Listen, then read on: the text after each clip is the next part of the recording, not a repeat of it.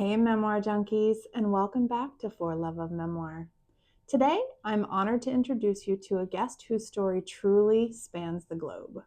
Inga Aksamit is a writer, traveler, and a veteran oncology nurse. She's also what's known as a third culture kid, a child who grows up between worlds in countries and cultures not quite their own. Inga's memoir, Between Worlds, An Expat's Quest for Belonging, traces her childhood in Pakistan, Peru, and Indonesia and beyond, while unpacking what it means to carry both privilege and uncertainty across borders. Having attended 20 schools in 4 countries before adulthood, she writes with depth and clarity about civil unrest, displacement, and the lifelong search for a place to belong. This is a story for travelers, for anyone who's dreamt of exploring the world, and for those who have ever felt out of place in it. Without further ado. Hi, Inga. Hi, how are you? I'm doing so well. How are you? I'm doing great. Glad to Calling be in. here. Good. I'm so happy to have you here. I've really been looking forward to this much more lighthearted conversation. And I love Great, to hear great. about travel, and I have a soft spot for the whole expat experience myself. So I Yeah, think well, I love to talk about travel, so it's a good combination. well, you've had plenty of it Yes, I've had a since lot you were an infant, right? since I was 4. Wow, that's Yeah, just how incredible to have parents that were able to give you that experience. they It's were not something a lot of us amazing. They have. were true adventurers, I have to say. That's great. That's great. I have a little bit of experience with travel, but I have to say my family was not, they were not built with the adventurer bone. So my parents were just fine and content staying right where we lived in Colorado. I think that's how my parents felt about their parents, and Sure. their goal was to live a different life. Yeah, get out and Mhm. explore. Yeah. So, we are here to talk about your memoir, and I see you have the lovely graphic up behind you. It's called Between Worlds, An Expat's Quest for Belonging. Yes. So, for our listeners who have never heard of it, can you give us just a short summary? Yes. The book is about my life growing up as an expat in an expat family overseas. My father was an irrigation engineer and he worked in the international development field. So we lived in a lot of places that were needing that kind of assistance. And all the things you can imagine about the benefits of living among different cultures is absolutely true. But there were also challenges that I mostly discounted until I wrote the book. And then as I started writing, I thought, wow, this is kind of heavy, looking back on it from the perspective of many decades.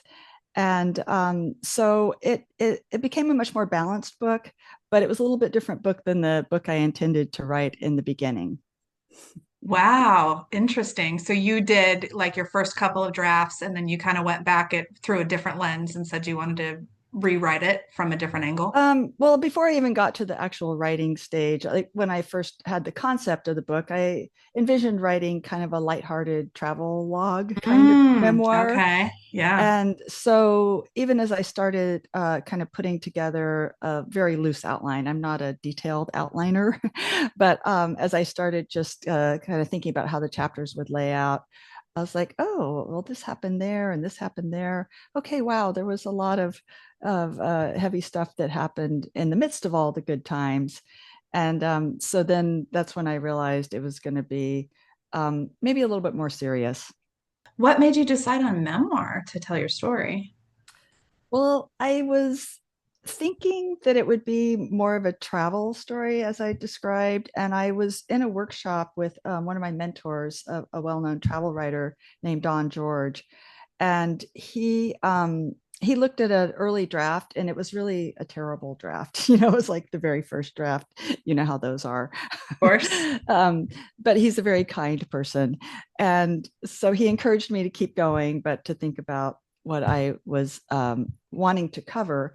And he said, you need to think about whether you want to write a travel book or a memoir. And I thought, oh, well, I guess I kind of had an idea that I would do an element of both. But it did make me go back to the basics and actually look at the definitions of memoir. And there's so many resources online now that I dove into some of the descriptions, the high level descriptions, like Jane Friedman and people like that who are so generous with their materials online. And then I think he thought maybe I would end up writing a travel book, and I thought I want to write a memoir. That Mm. is what I want to write. It does fit with what I'd been thinking about. So it did take a little bit of meandering, but ultimately I got there. Found your way back to it. Yes. Uh-huh. Your book explores a lot of cultural complexity. With that in mind, I mean, I'm sure that's what you had in mind when you selected your title. What does Between Worlds mean to you? Yeah, for me, it really it addresses the chasm that I felt between the world I lived in when we were in the States versus all the other places we were visiting, which were mostly in the global South. That's where international development often happens. It's not in the fancy places in Europe or the hot spots. And um, so for me, I was very comfortable living overseas. As we mentioned, I moved the first time when I was 4 years old. We moved to West Pakistan, which is a very different environment. And so we form our earliest permanent memories around 3.5 or 4. And Hmm. especially if they're very dramatic or have a lot of emotional content. So my earliest memories really are of living in Pakistan. That was normal to me. That was home. And so coming back to the States was the jarring part. And so each time we lived overseas, we did come back to the States for 8 months, a year, 2 years, sometimes waiting for another opportunity to go overseas again. And so there was always that back and forth, back and forth. And I think a lot of people might assume that the coming home parts, meaning coming back to the US, would be the easy parts, and that the going overseas would be the hard part. But I think most kids who grew up like I did, we mostly all agree that the coming home parts were harder. It tended to be more of a monoculture in the United States and the communities I've lived in. Not all of them, but some of them were, and they just didn't have um, any familiarity with the places I lived. They might not even know where they were located. Pakistan, Indonesia, this little tiny town in Peru. And so I always felt like an outsider when I was in the States. And my goal mostly was to try to fit in as well as I could. So I became a chameleon, just taking on whatever I needed to survive in those different environments. So that was the straddling of the cultures that was a challenge for me. Wow, what an experience to be able to consistently see in between countries back to the United States, though. Yes, yes. How do you think that that shaped? I mean, do you think that you have a different idea of the United States, or do you think that you view it differently because of all of your experience abroad? I think maybe I have I do think I have a different view. I would say maybe it's more balanced because I've seen the United States from the outside, and I've always been a loyal American, but I did have the privilege and benefit of living overseas at a time when the US was really looked up to. We were respected highly, just automatically. And so that is a privilege. And so yes, I think I see the world in a different way than people who maybe grew up in a monoculture. Yeah, I'm Mhm. sure. I'm sure you do. So, for people listening, kind of, can you just frame for us what you mean when you say monoculture so we can kind of get an idea? um, a culture that's more homogeneous and consistent. And the reason I said I wasn't always in a monoculture was because when we lived in San Francisco itself, when I was in grade school, for example, I went to schools that were primarily Asian. And so it was 51% or so non-Caucasian. And Mm. so in those environments, I actually felt pretty comfortable, especially because a lot of where the places we lived were in Asia. So a lot of times I had been to the countries where my schoolmates' parents came from, or maybe they were even born there. So that was a little easier.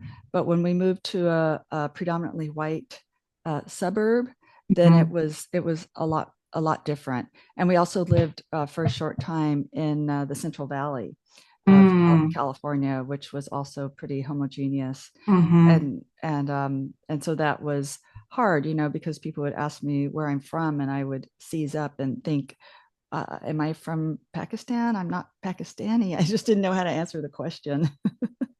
After living in so many places, I'm interested to know, what do you say now when people ask you now? It's a big problem. Um, and we're called third culture kids, and Mhm. there's a bunch of TCK groups on Facebook, and this is a huge topic of conversation that comes up regularly, and it's always, what do you say? You know, and so most of us, I think, have a three-tiered level, and we have to Mhm. instantly make that decision about how we're going to answer the question. We have to gauge the level of interest. We have to kind of gauge how far we want to go.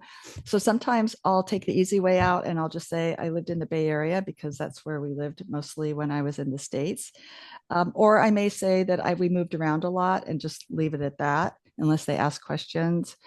And then other times I will say, well, I primarily grew up overseas, and then take it from there. So it's kind of like the 10-second answer, the 30-second answer, or the half hour or open-ended discussion of all the places I lived and the impacts of those.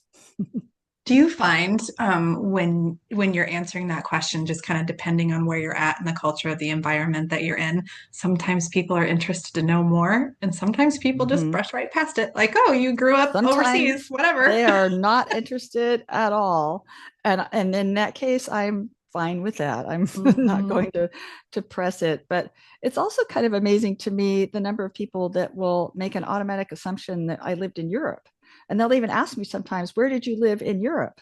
And I never lived in Europe. I don't think they had a big need for irrigation engineers there. And so that's always interesting to me too. Even if I'm talking to somebody who was born in South America or Hmm. another place, they'll assume I lived in Europe. Really? So it's not even a US American thing. No, it's It's, not a US centric. oh, how strange. It's very unusual. What a funny little detail. I know in the United States, it seems like not a lot of people, I mean, I don't want to say not a lot of people are well traveled, because somebody's going to crucify me in the comments, I'm sure. There are plenty of people who are very Yes. well traveled, right? But I do find that, in even particularly closer you get to the middle of the country, the less interested people are even in talking about it, let Yes. alone traveling anywhere. And I would say the majority of people I know now that like to travel go to Mm, Europe. And they may have their one sort of, I think of it as their token trip. They'll take a token trip to Asia right, or maybe even India, which is right. like Their bucket list trip. advanced travel. Yeah, you could go see the Right. Taj Mahal or something. And they may like it, or actually they may find it very overwhelming. But whether they like it or not, that tends to be their one. And then the next 16 trips are to various parts of Europe. I mean, don't get me wrong, Europe's great. I love going to Europe. Sure. And so, you know, I like it as well as I like anything else. Actually, I like other places a little bit more, but um, yeah, I guess it's just what you're comfortable with and what you're familiar with and how much of an adventurous spirit you have. Sure.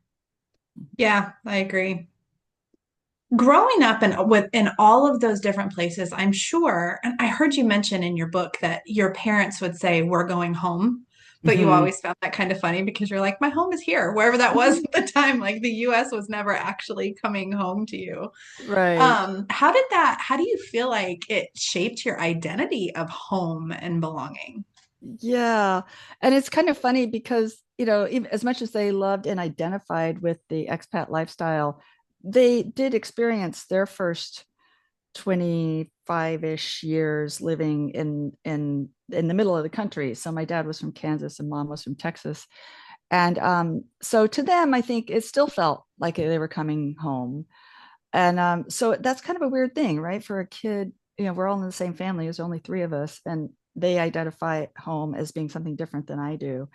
And so I did, I do feel like I thought of home wherever we were, as you said, wherever my parents were. And I kind of feel that way today wherever my husband and I are feels Mhm. like home to me. It could be a hotel for a month or 3 months. It could be anywhere. I set up a few little small pictures and it's home. I don't need a lot of things around me to make it seem like home. And so home was easy. And for a while, the title of my book was An Expat's Quest for Home. And a couple of people that read the book actually said, I didn't get the impression that you were looking for home. And I thought, well, that is true. What was I looking for? And that's when it switched and it became much more true to what I was trying to convey. And so home wasn't a problem. The identity issue was a little bit more of a problem. And of course, I didn't recognize that in my 20s, because in your 20s, you think you know everything. Um, but once I learned this TCK, or third culture kid label, I was able to do research on it, and I learned that research had been done on us. And so one of the characteristics of TCK is that they can have trouble developing their Mhm. identity and a sense of what their own values are. And part of that's because our skill often lies with fitting in seamlessly, being able to blend into different cultures, to read the room, and make decisions about how we're going to not stand out too much. Mhm. And that means it can be hard to figure out what our values actually are. What do we stand for? And so in my 20s, I started sensing, not knowing what it was, but just sensing that something was a little off or missing. Mhm. And so one of the other characteristics of TCKs is that they can appear to be mature, or they can mature in certain areas quickly, faster than others, Mhm. because we're around adults a lot. We have more responsibilities, perhaps, in You have to representing adapt. our Yeah. country, adapting. But there can be other places that where we lag. And that is one of the areas that TCKs can lag, is developing their own sense of identity and our values. What are our core values? Wow. So is that something that you were able to kind of integrate as you were writing your book, or Yeah, can you there tell me a kind little of bit more about that? there were two phases of life, I would say, where I started understanding the impact of the lifestyle on my development. So the first Mm. was in that what I was just describing in my 20s. Mhm. So in my early 30s, I did get a short amount of therapy, and a little bit went a long way, let me tell you. That I had a very skilled therapist who helped me start to understand about certain things I had seen and experienced that were classified as childhood trauma, which I always tended to discount. And so I came to understand that even though it wasn't the maybe horrific kind of child abuse that we think of when we hear terrible stories in the newspaper, that there were hard things that I saw and dealt with.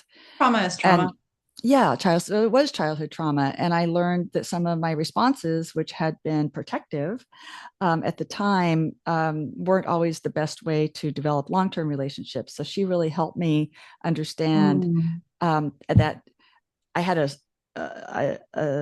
I had an ease of making friends initially, but I had no skill in long-term relationships because I had no experience with it. Every time might be a problem with a group or a person, either I was moving or they were moving, and you just got to start over with a whole new group and just do that whole first kid and first day of school thing over and You never over. had to work But through we your never had to differences. work through conflicts, or learn how to listen, or accept other points of view when you did start having an idea what your identity was. So that was a really important milestone. And I happened to meet my husband around that same time, and now we've been married for 34 years. So And therapy worked. so therapy worked for me. That's good. And then I would say the next phase was in the writing of the book, where I had an opportunity to look at some of those things, reflect back on what I had learned from her. And then I did do some more reading, because I thought, well, that was a long time ago, and childhood trauma has now been studied extensively. So I thought, I wonder what some of the modern, psych books are saying about things like the science of belonging, loneliness, the happiness, the longevity. It all kind of goes together along with the childhood trauma. And so that was a really interesting part of research that the book led me when I was trying to figure out, how am I going to wrap this up and Has anybody actually ever studied people who grew up like I did? And then finding that there was this whole body of research was very helpful. Absolutely fascinating. And your dad wasn't in the military, he was No. a Mm-mm. contractor. But Yep. it sounds like you were living amongst other kids who were in the same kind of situation.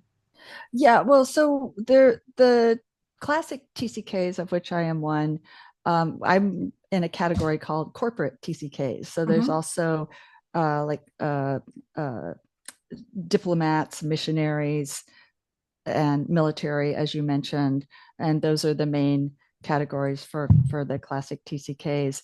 And so I went to American schools and I went to international schools, and so there I came into contact with a whole range of people. But there were also often other families and working on the same project as my father. So Peru was one example where we were quite isolated because we were not in the capital city. That was one place that we didn't live in a capital city, which is where the American or international schools were usually located.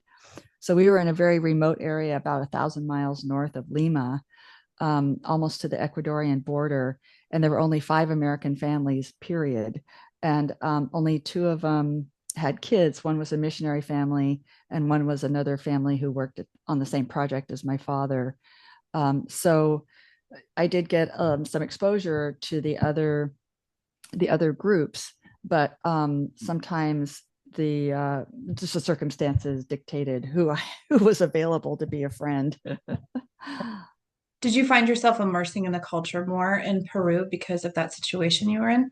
A little bit more, and I would say also as time went on. So thinking when I was writing the book, realizing that my parents were undergoing their own evolution as well. Hmm. That when I think about Pakistan, we were in an expat bubble.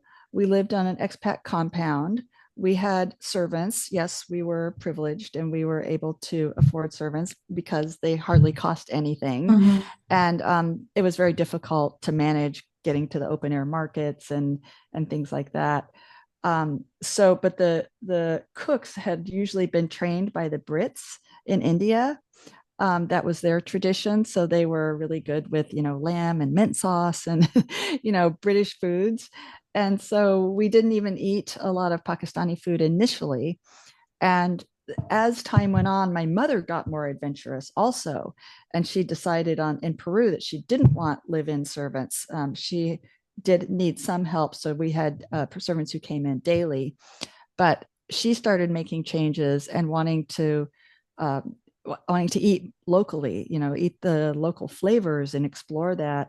And she found that joining the international women's groups gave her more pleasure than just interacting with other Americans. And so, yes, in Peru, I also was getting old enough that I could have a bike for the first time, and I could travel around a little bit on my own, a little wider area, and became friends with some kids that lived in the neighborhood behind us, and played soccer. And I was invited to stay overnight sometimes and have meals with them. And so that was a really wonderful opportunity to open up and experience more of the culture. And then I also went to a Spanish speaking school for a year, which was extremely challenging. I think I was a little bit too old for the immersion technique, and I'm not sure I learned anything that year. It was just a constant battle. I can It was imagine. just a constant battle, and I was a very academically inclined kid, Right. and so I was just in a fog the whole time. I don't know if and maybe in Costa Rica you experience the way they Hmm. do long division in South America. It's kind of upside down. Yep. And so that was so confusing to me.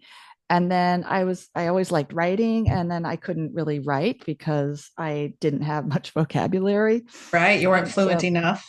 yes. And so it was hard. And so I was there for a year. And then after that, the missionary family got their mission to send them a teacher. And they said, if you had 6 kids instead of the 5 that they had in their family, we'll send a mission teacher. And so they recruited me as their sixth. So I was in a school with 6 kids, and we were all in different grades except for one boy, and they sent this wonderful teacher down, and I just devoured everything in that box of books from the correspondence course because I was like starved for knowledge by then. I can imagine. Your mom helped teach that too, right? If She did. She did. Yeah, she did until the mission teacher came. My mom and the other mother took turns, and Right. that was a little challenging because moms always have a lot of expectations for That's their right. kids. So when the other mom was there, I was fine, but the other kids were under scrutiny. And when my mom was there, they were fine, but I was under the gun. Challenges of homeschool. Yeah, Did you by chance pick a piece to read to us today? I did. I did. To hear it. All right. So this in this piece, I'm in East Pakistan, and this is when I was about 13 years old. And this is a difficult situation because we were in a conflict zone, and a war was starting, and it was led to the liberation of Bangladesh, so the birth of Bangladesh, the country. We crept silently up the darkened stairwell to the roof of our house. It was past curfew, and the fighter jets had been flying overhead for hours. I stood outside, feeling the rough concrete with my toes while my eyes adjusted to the dim light. Tiny bats swooped around my head, casting eerie shadows from the moon hanging low in the sky. I leaped back when I felt puffs of warm wind from their wings across my cheeks. Throwing my arms over my head, I cowered to keep the bats from getting tangled in my hair. The bats' wings blended with the drone of fighter jets, and flashes of light lit up the sky from phosphorus grenades launched at thatched roofed houses like fireworks of terror. And I want to read another piece, and it's from another book. And I didn't discover this book till after I had written my book. And it was written by the top diplomat in Bangladesh at the time, and his name happened to be Archer Blood. So the book is called The Blood Telegram because he Mm. had to telegram Richard Nixon to let him know that the war had started. He happened to be hosting a dinner party the night the war started. It had been a very tense situation. He had gathered some of his people there together to be able to share information and break the tension a little bit. But that was the night the war started. So this is from The Blood Telegram, the book. From the roof, they had a view of fires and shadowy terror all across the city. They spent much of that night, Blood later recalled, watching with horror the constant flash of tracer bullets across the dark sky and listening to the ominous clatter of machine gun fire and the heavy clump of tank guns. They could see explosions in the sky, dark, dark skies, but with flak, remembers Meg Blood, his wife. It was not like fireworks. It was continual. It was exploding all over the sky. So when I saw that, I can't tell you how validating it was for me as a writer to see that they wrote almost exactly the same thing. They saw almost exactly same things we saw from our roof from a different part of the city. Because when you write a memoir, especially when you're writing about a childhood experience, it's so easy to second guess yourself and wonder, did that really happen? Like that couldn't have happened. Really? And then to see that it had happened in exactly the same way was validating, not only that I got the story right, but also that there were other people there who experienced what I experienced and felt the same things I felt. Thank you so much for sharing that. I can imagine that was a pretty defining moment in your entire life. Yes. Mm-hmm. How does it impact you? I'm interested to know, how does it impact you today with all of the parallels that are Mm-hmm. going on in the world now? It's hard for me to read sometimes. When I read what was going on in Syria a number of years ago, it brought back lots of memories. When I've seen what it looked like in Afghanistan when we pulled out, we went through two military evacuations, and I'm always like I can't help myself. I read every word, but I also it brings up a lot of emotion. And when I'm reading, I'm scrutinizing for certain things that mean something to me, where I can like I'll read that it's women and children only, which is what happened with us, and that was a surprise in the first war. when my mom realized that my dad was going to be left behind, not only in a dangerous situation, but that she was going to have to navigate with a 7-year-old kid getting to wherever we were going to be evacuated to, which ended up being Tehran, Iran. That was our safe haven. Both times we were Wild to me. evacuated to Tehran, and we were hosted very generously by very kind people there.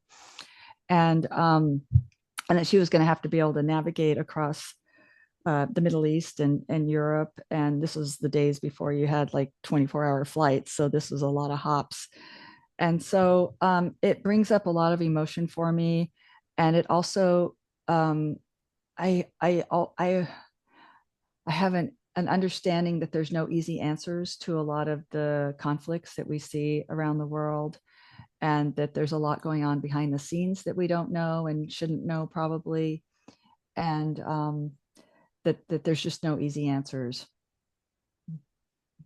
I would like to think if there were easy answers, we would probably have it solved. Something tells me that's probably not the case either. But, I think so. yeah, and I think too, just like I can imagine knowing firsthand what that experience is like, and still trying to,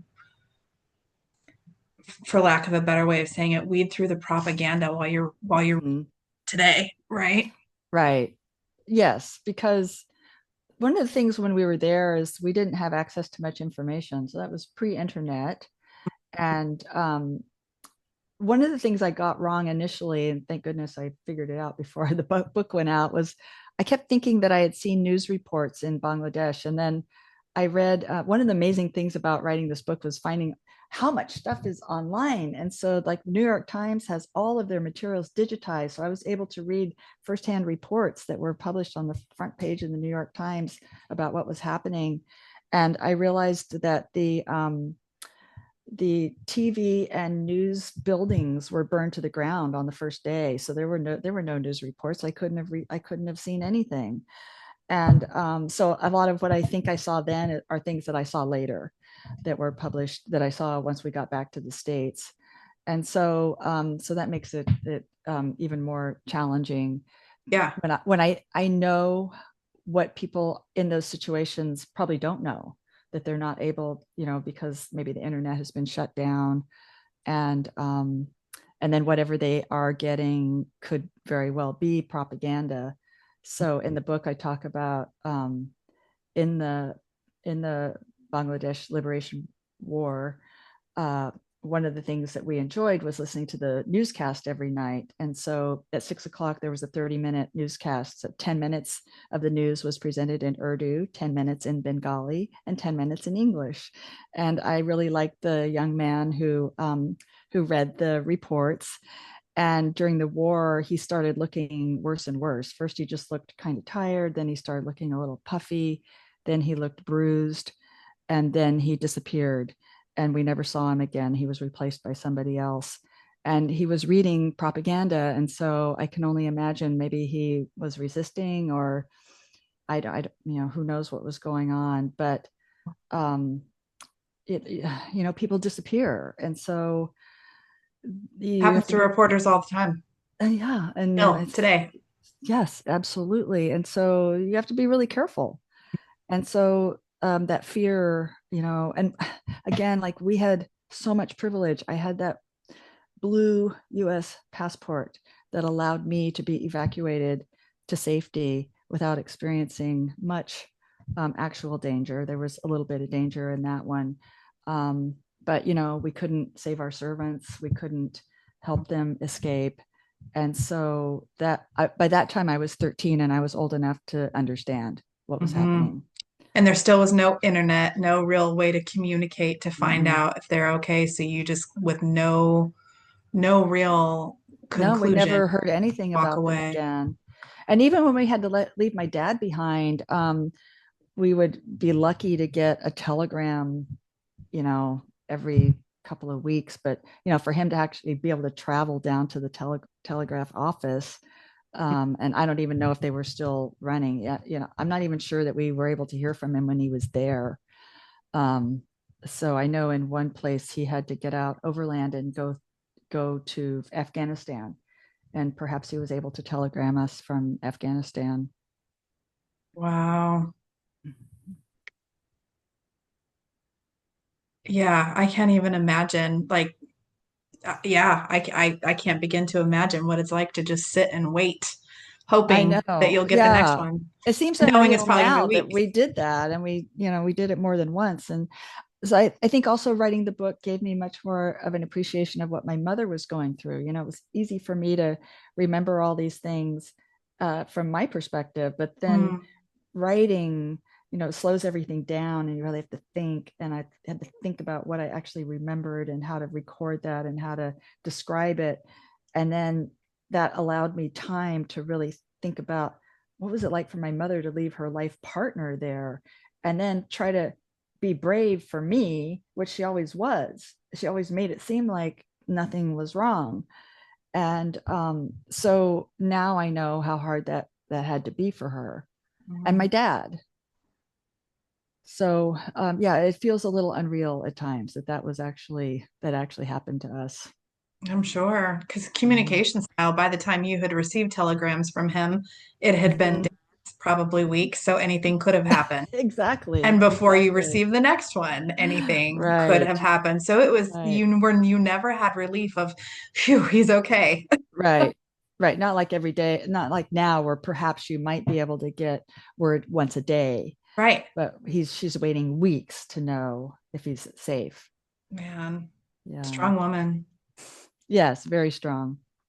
Let's go back a little bit. You've said that it was always returning to the US that was the most challenging part for you. Can you think of any examples?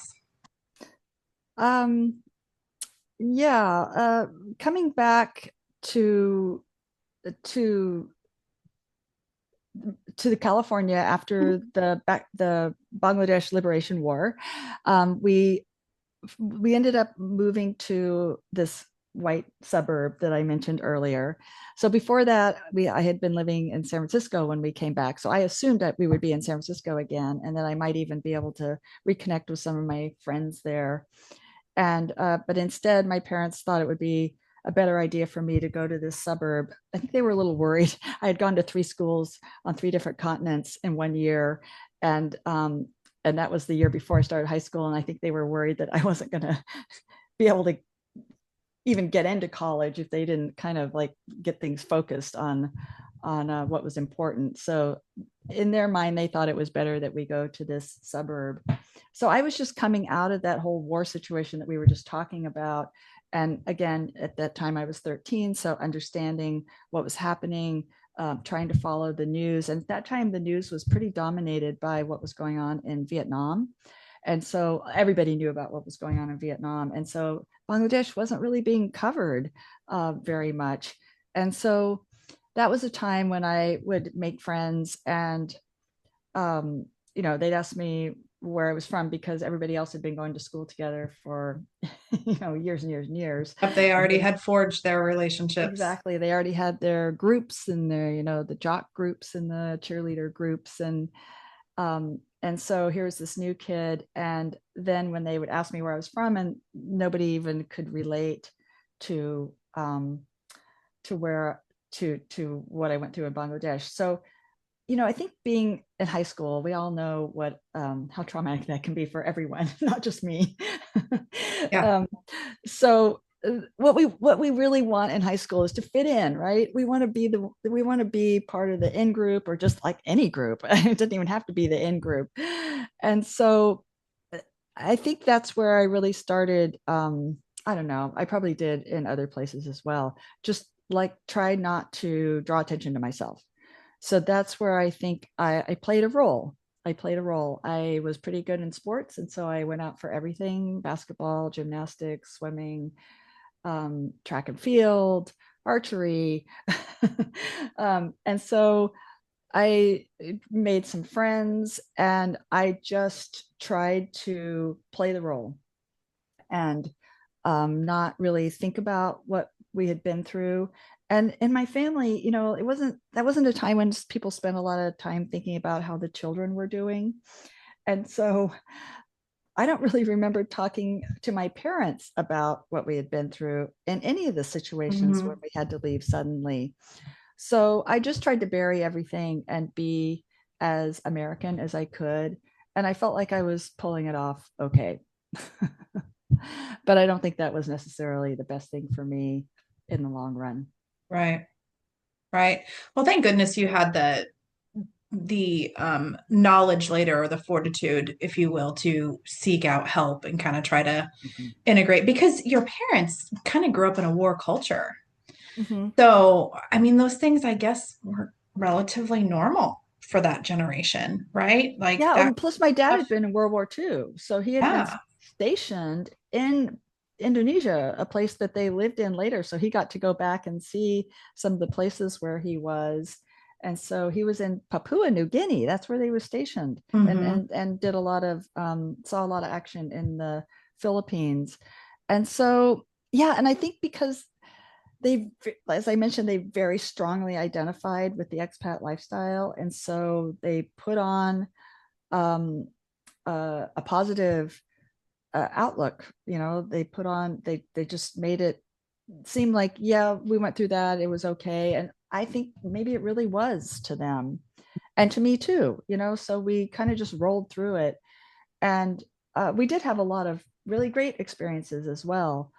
And so for me, I think writing the book just helped put things in perspective. It gave me more balance. And I had a lot of things that helped me survive that and not be as effective. Partway through the book, I'm thinking, how did I come through this and not be more messed up? Right. You know, like this kid went through a lot.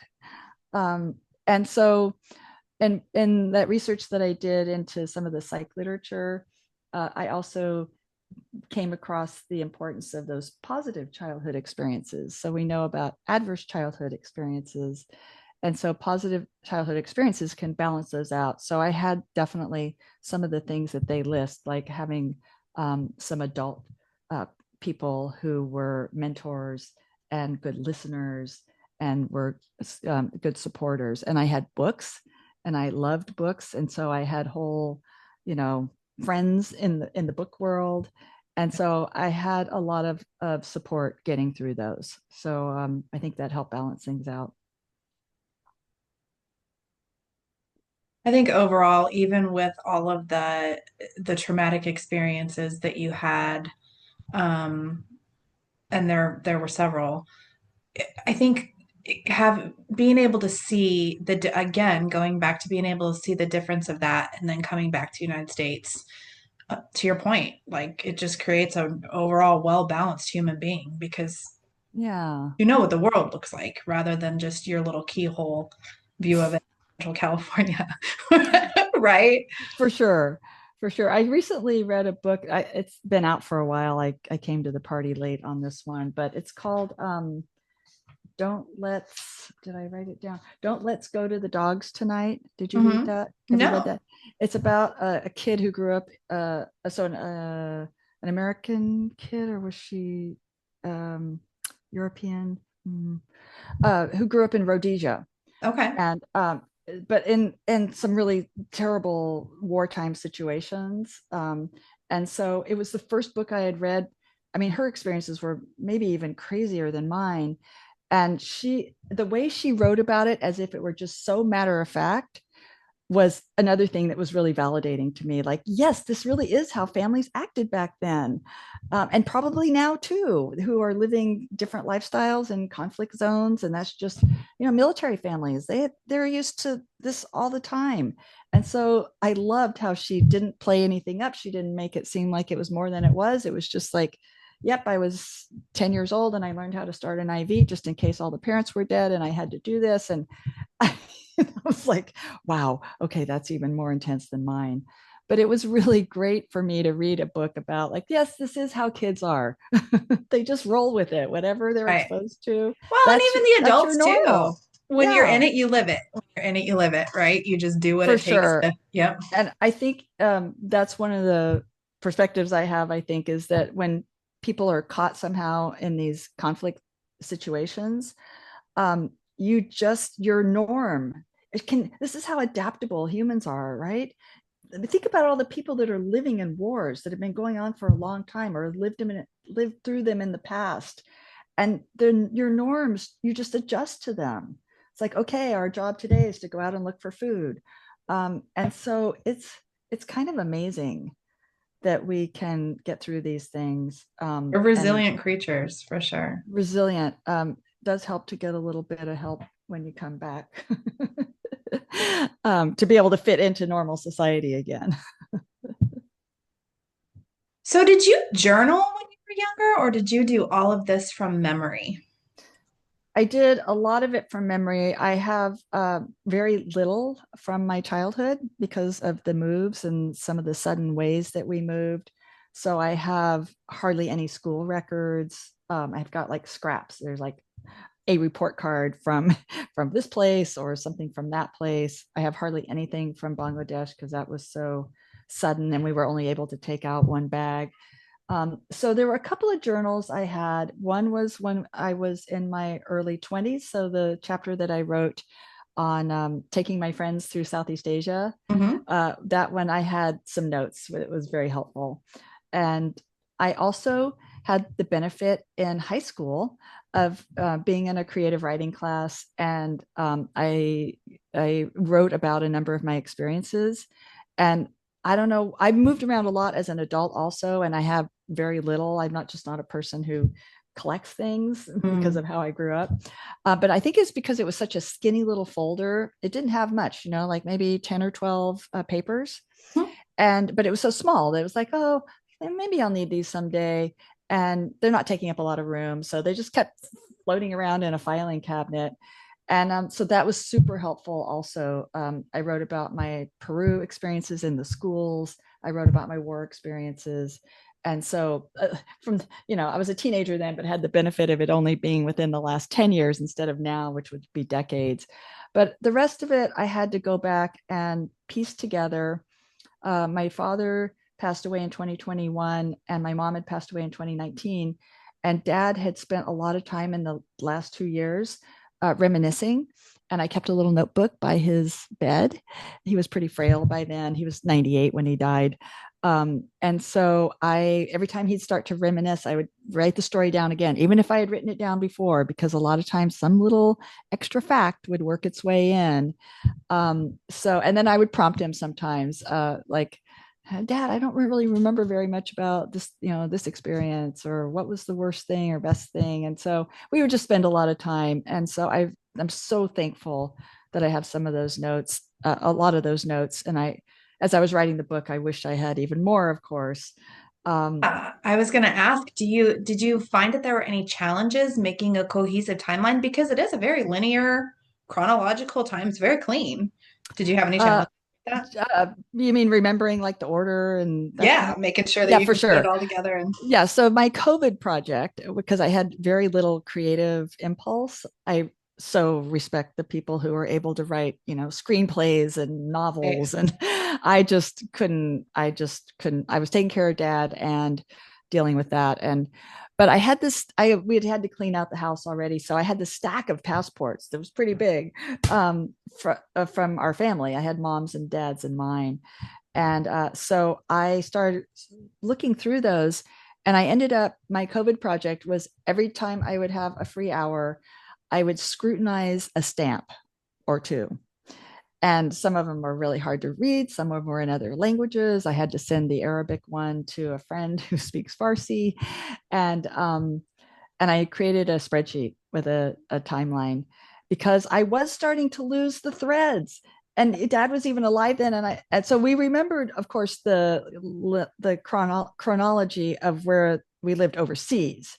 Sure. But I'd say to dad, like, did we live in Hanford before or after Peru? I don't really remember. And he'd say, oh, for sure it was this. And then he'd go, well, wait a minute, maybe. And I was like, and both of us were just shocked and horrified because it just always felt so vivid.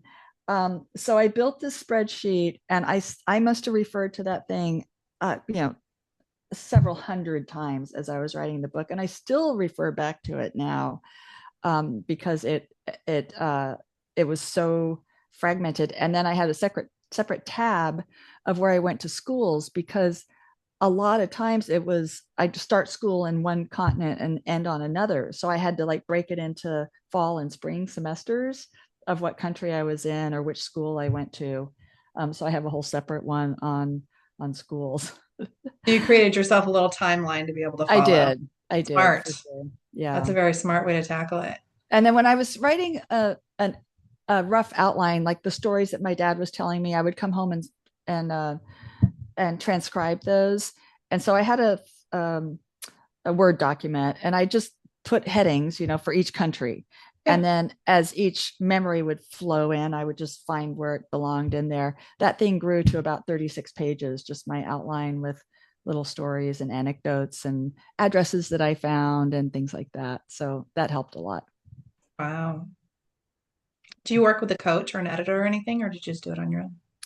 I have attended many writing classes since my first book, which was a memoir about hiking the John Muir Trail called Highs and Lows on the John Muir Trail. So that Yeah, was that's about 10, that's that on my was list too. oh good. That was about 10 years ago. And I wrote that just like as a first person. I don't know. I didn't know anything about writing memoir. I'm proud of it, but I did a lot of exposition and not a lot of scenes. So I Okay. probably would write it differently, but I wrote it. It's raw. It was honest. It touched a lot of hikers. It got a really good response. But I've Plus, it learned a led you to lot. two trail cookbooks too. You wrote a Yes, couple of like yes. trail. Yeah, long distance meal Yeah. planning and trail recipes. So yeah, it was a fun journey and part of my journey. We all have to start somewhere. So since that time, I've attended so many workshops and lectures, and I've attended semester long writing classes at UCLA and Stanford, Mm-hmm. one on travel writing and one on writing stunning sentences. And so I've had a lot of mentors, and I have a couple of coaches that I can call on when needed.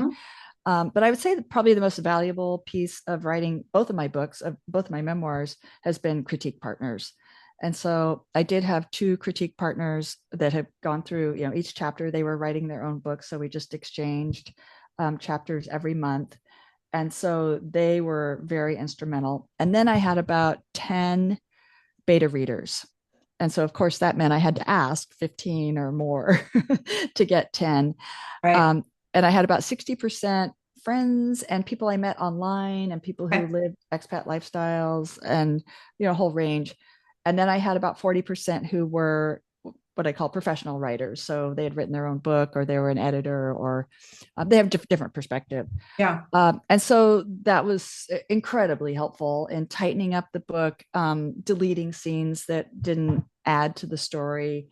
Uh, People were most interested in the overseas parts, so I tried to skinny the US based parts to what was needed to just move the Mm-hmm. story along. And so all those pieces, helped feed into the final product. So it wasn't just any one thing, but it's all valuable. Your memoir friends that you just exchanged chapters with Mhm. every month or whenever you met, Mhm. were they friends of yours prior to it, or did you find them through No, writing I found memoir? them through our writing club. So there's a Mm-hmm. California writing club, and then there's chapters all over the state. And so I'm in the Redwood Writers. And so they Mm. have an exchange thing every month. They send something around for who's looking for critique partners. And it was hard. I won't say it's easy. A lot of people were writing fiction and sci-fi and fantasy, and I've been in mixed groups like that, and I've Mhm. just found that it works better if at least we're all working in nonfiction. Yeah.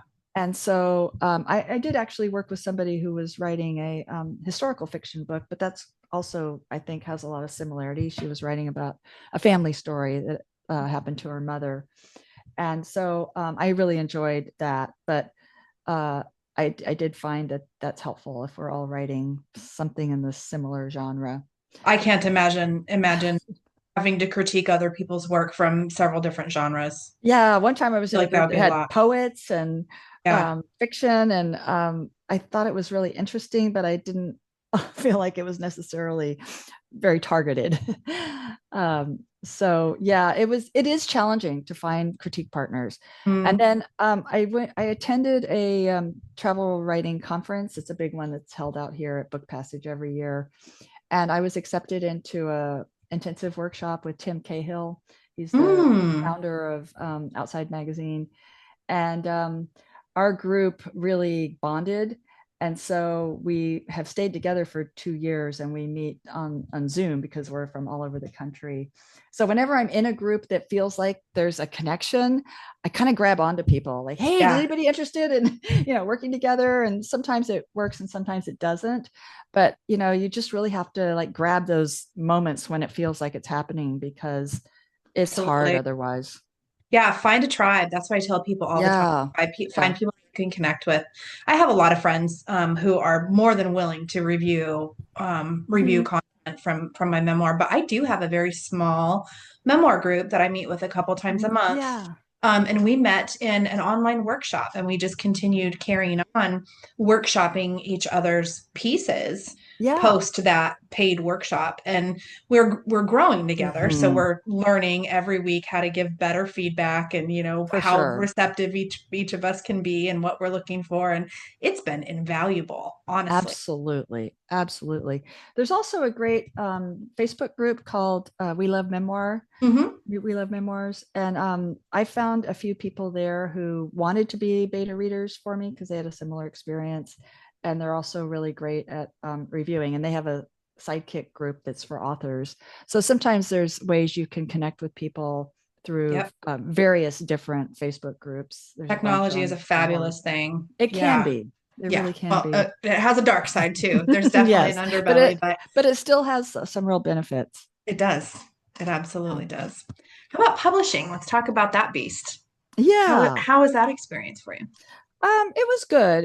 As we talked about, it's not my first book, and Yeah. so I self-published my other books, and I just thought the technology's changed since the time I did it, Hmm. and I just had a little bit less interest in relearning all the technical pieces. Hmm. And so I did want to see, I wanted to give it a shot to query agents and see if I could get an agent.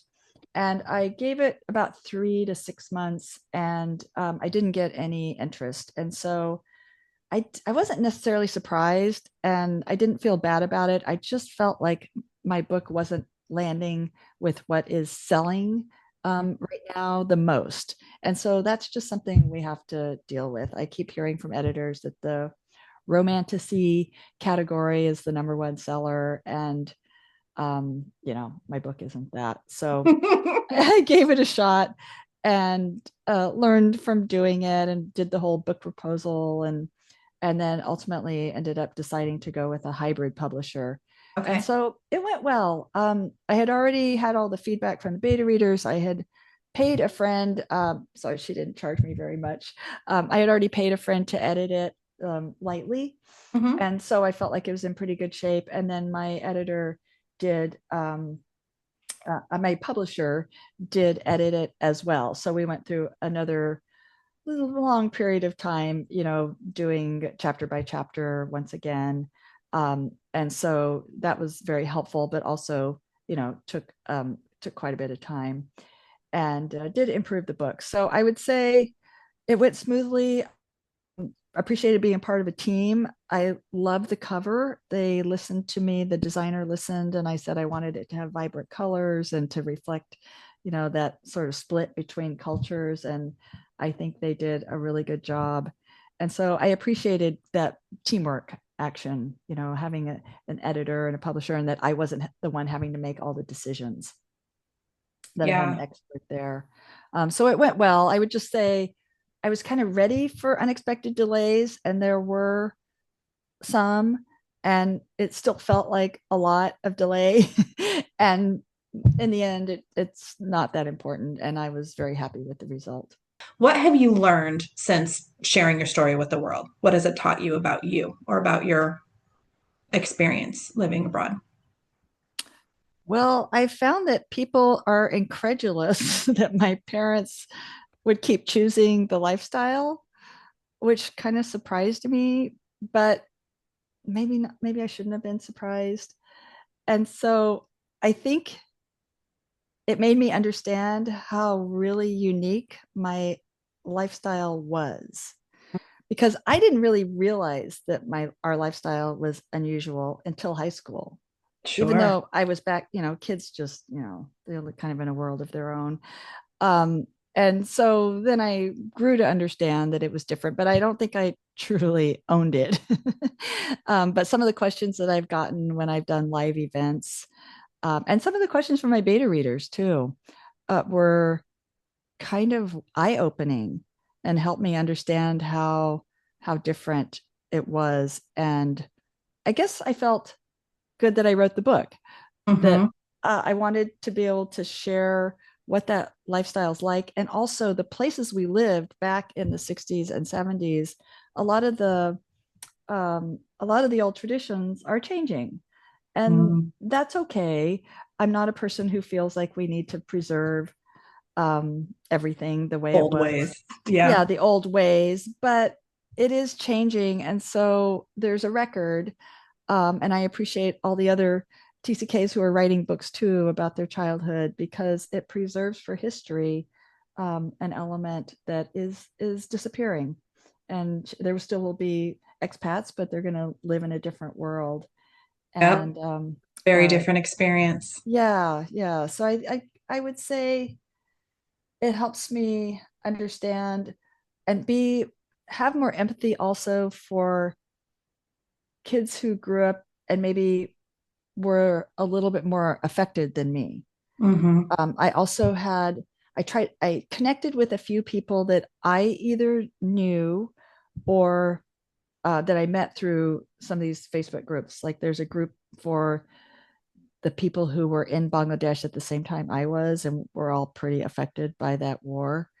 Um, and for some people, it's really hard to go back and dredge up memories.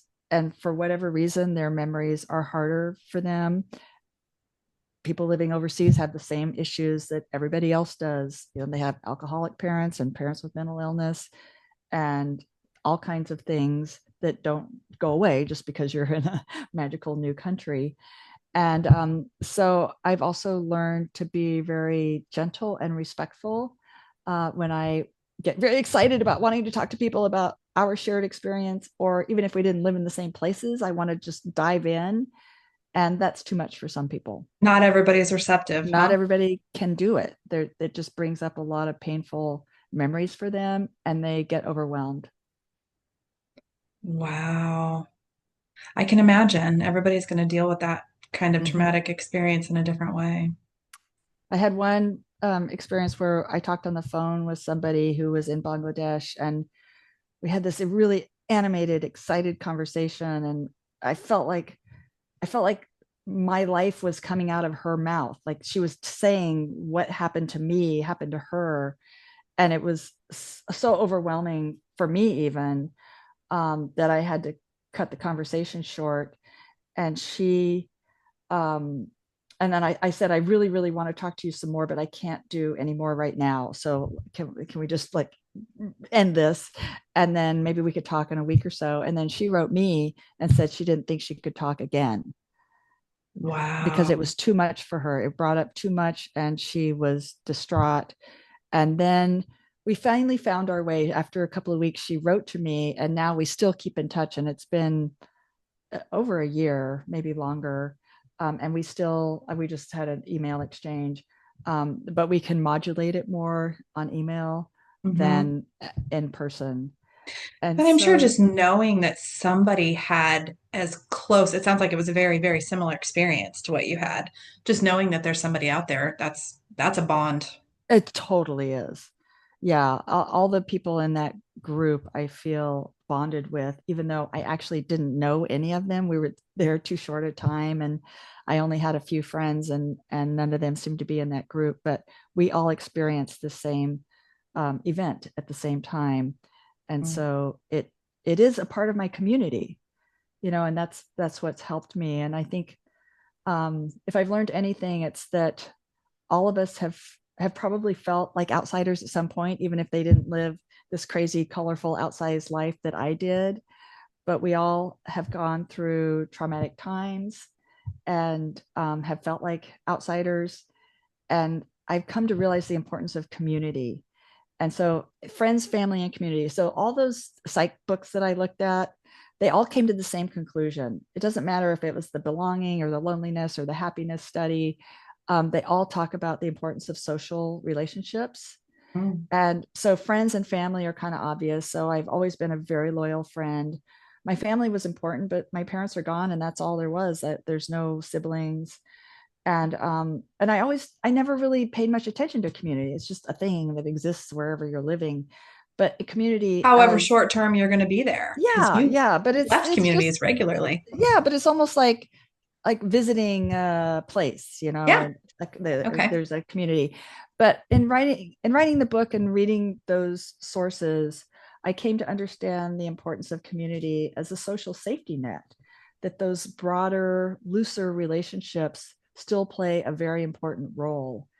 And now it makes me much more careful about thinking about moving or living overseas. It's always been a dream of my husband and mine to maybe live overseas for a year or two. And now I think at this stage of life, do I really want to start over again and give up the friendships that I've made in the last 10 years?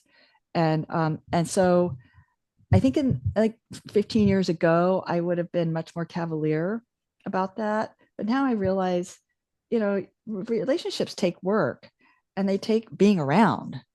And there's only so much you can do on Zoom. And so I'm much more cognizant and aware of the benefit of community. So that's a big learning for me Mhm. in writing this book. And something that's just kind of new to you in general. Honestly, it Mhm. sounds. It is. It is. My husband and I have been married for 33 years, but we have moved around a lot. Yeah. So, yeah, so I think, you know, we're probably planted here for a while. It's also a pretty nice place to be. Makes it It pretty. is. It is. It's nice to be in Sonoma. You struck such a good balance, Inga, of all of the excitement of living in a different country and all of the experiences that come with that, and some of the unfortunate realities that also came with it. What do you hope readers will take away from your book? I hope they'll be inspired to travel. That was kind of why I wrote the book in the first place. And I hope that they'll maybe be comfortable going outside their comfort zone, whatever that is. It may not be moving overseas, but maybe it's visiting a place that maybe intrigues you. But instead of going to Europe for the 15th time, maybe hop down to Morocco. It's a wonderful introduction to a different way of life and not too far from Europe. And, you know, give Asia a try. Japan is a wonderful place that is very easy to travel around in. And I think that helps people experience the humanity of the people who live in different countries. And it's easy to get influenced by what our administrations are doing. And once you get out there and see how hospitable people are and how helpful people are and caring, and you realize we're humans. We're just all humans trying to get by. Those experiences make us better humans. And I think too, I think back to when I was a kid, because I often wonder why people aren't interested in traveling abroad. Why aren't they interested in leaving the United States? But I remember as a child, I distinctly remember pretty much being, I'm going to use the word indoctrinated, that we have everything we need here in the beautiful Mm, United States of America. Why would you want to go anywhere else? And while that may very well be the case, I mean, you can kind of see once you've traveled abroad how we really do live in like a cultural silo here, right? mm-hmm, There's a mm-hmm, social, um, there's a social conditioning that mm-hmm, kind of just envelops the whole of the United States. And without getting out of your comfort zone and leaving the country and experiencing other cultures, you're not going to have the empathy mm-hmm. for humans the way that you do if you have that experience. It's incredible. Exactly. We do live in a bubble. And it's nice, I think, to get out of the of the bubble and challenge yourself a little bit. I Mhm. mean, I've been to places that challenged me Mhm. and weren't always easy. But when I come away from those experiences, I always feel like the pros outweigh the cons and that I learn from it. So I Grew as a hope that, person. yeah, I hope that people will leave themselves open to just pushing those boundaries a little, and a Good. little goes a long way. Absolutely fascinating story. I gobbled Thank up you. every minute of it, and of course, I added several new places onto my Good, ever good. growing list of places that I would love to travel to. Inga, Great. where can people find you, and where can we get a copy of your book? People can find me at Inga's Adventures. Ingasadventures.com is my website. And I have a lot of travel tips, and I have a lot of trip reports. And you can also there's a page with all my books, and there's a page for this book. And I have a photo collage of photos from all the different places we lived on that book page as well. And I'd love it if your readers would order my book from your local indie bookstore, Bam. because talk about community. They promote community between readers and local writers. And there's probably a lot of exciting things going on at your local bookstore. And they're also available on Amazon. I agree. We love indie bookstores. Your Good. website is awesome, by the way. There's also Thank several you. blogs that you've been featured in and other podcasts that you've been featured in. It's a nice website. I Thank spent quite you. a bit of time there this morning. So, Thank you. I anything new on appreciate the that. horizon? Well, I'm hoping to get back to writing. It's been kind of busy this year with all the activities. And I just did post an article for the first time on my blog. So that was Mm-hmm. good, on Indonesia. And I have a few ideas. I don't know if they're going to turn into books or not, but maybe a book of essays. And I had an idea for a mother-daughter book. My mom was a travel writer, and I have a lot of her stories. And I was thinking it might be fun, especially focused on Indonesia, to maybe present what she wrote and then present a story that I write. And it doesn't have to be even the same exact, content. And then that would require me to go do some traveling to visit some of the islands that she went to in Indonesia that I haven't been to either. So that would be a good Oh excuse. darn. I'm Oh, sure you'll darn. you'll be I'm okay taking sorry. I one for think the I need to team. take 6 months and go. I think that's an absolutely beautiful idea. Thank you. Kind of be able to step into the past to what your mom Yeah. wrote and have your own experiences Yeah. on And then profile the differences of how the area looks. We just spent a month in Indonesia, and wow, Bali has changed so much. But other places haven't. They still have that feel of old Indonesia. So it's a again, you great have to just get outside the comfort zone and go someplace other than Bali. that's right. That's what it's all about. Yeah. Well, it has been an absolute pleasure talking to you, Thank Inga. I you. love all of your stories and I love your adventurous spirit. Thank you. It's been And we'll fun. stay in touch and Okay. hopefully there will be something new on the horizon sometime in the future. Great. Great. Well, it's Put your been link really and everything in the enjoyable. show notes. What was that? I'm Okay. sorry. It's been really enjoyable. It's been a fun conversation. The pleasure is all mine. Okay, thanks. Thanks. Bye. Okay. That's it for today's episode of For Love of Memoir. Thanks for listening. If something in this conversation moved you, I'd be so grateful if you'd follow the show, leave a comment, or share it with someone you care about. Those small actions tell the algorithm that our content matters, so we can reach more memoir lovers like you. It's a free and simple way to support the show and the authors we feature. You can find links to today's guest and their book in the show notes. Until next time, take care and keep writing your story.